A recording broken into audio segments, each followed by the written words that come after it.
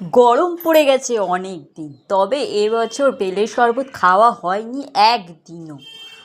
তো আজকে প্রথমবার করা হলো বেলের শরবত। হাতের কাছে যেটুকু যা সরঞ্জাম পেলাম সেইভাবেই করলাম।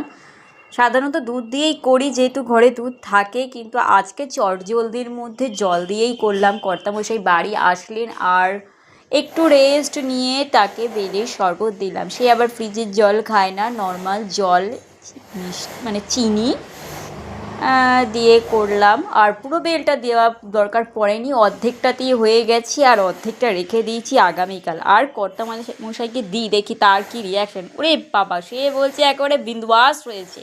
সে বিন্দাস বলে না, সে বলে বিন্দাস হয়েছে। তারপর আমাকে দিয়ে ফোনটা বলছে যে এবারে আমি তোমাকে ধরবো, আর আমাকে জিজ্ঞেস করছে বলো কেমন হয়েছে।